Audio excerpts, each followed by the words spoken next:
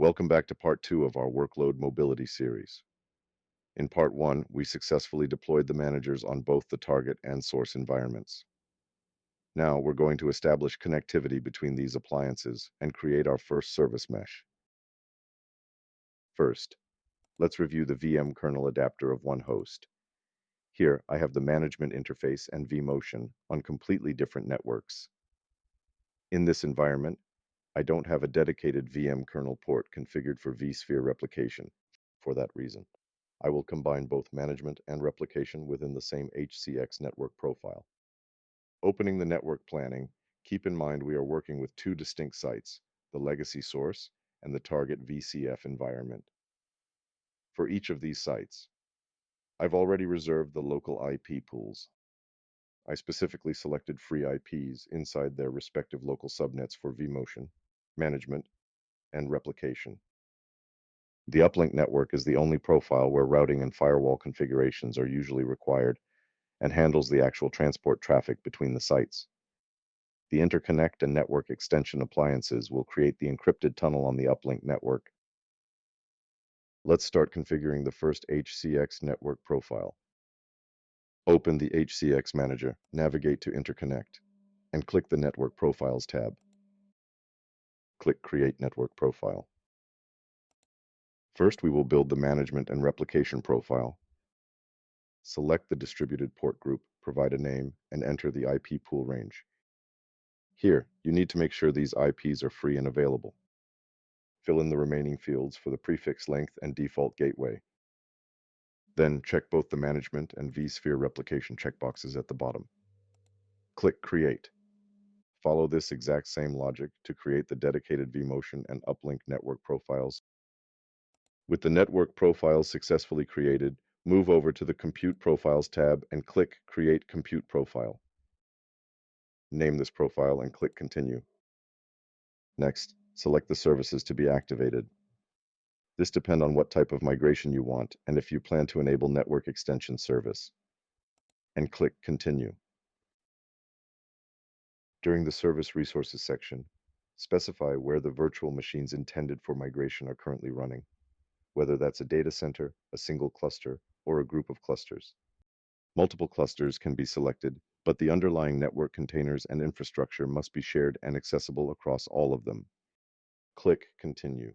Next, under Deployment Resources, select your target cluster and data store. This is where the actual data plane appliances will be deployed. For best performance, set the reservations. Once those are set, click Continue. From here, we will assign the specific network profiles just created in the previous steps. Since we added service tags during the profile creation, most of them are automatically selected here. Review the management network profile and click Continue. For the uplink network, select the profile we just built, click Close, and then click Continue. For vMotion, if the local hosts are on the same network, there is no need for static root. Confirm the matching vMotion profile and click Continue. For the vSphere replication profile, review and accept the configuration, and click Continue.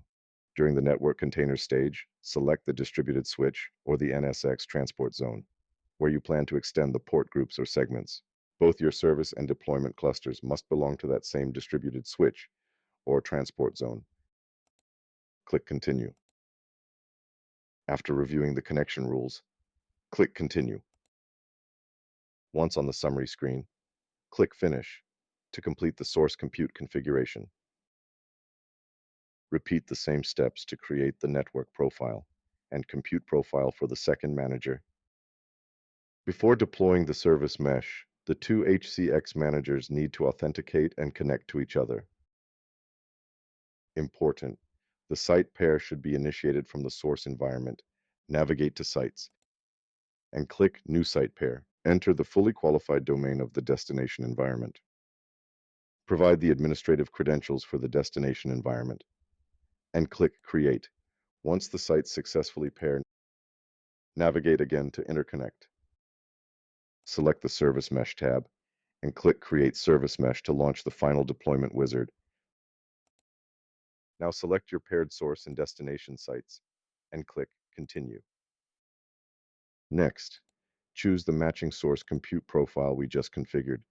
Select the remote target compute profile and click Continue once more. Review the list of HCX services to be activated based on your joint profile configurations and click Continue.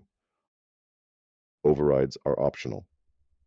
If the existing profile values are correct, leave them at their defaults and click Continue. Same for the MTU configuration. Click Continue. Here you'll specify the number of network extension appliances deployed, the extension mode for appliances. If you are configuring network extension high availability, this requires a minimum of 2 appliances. Click Continue.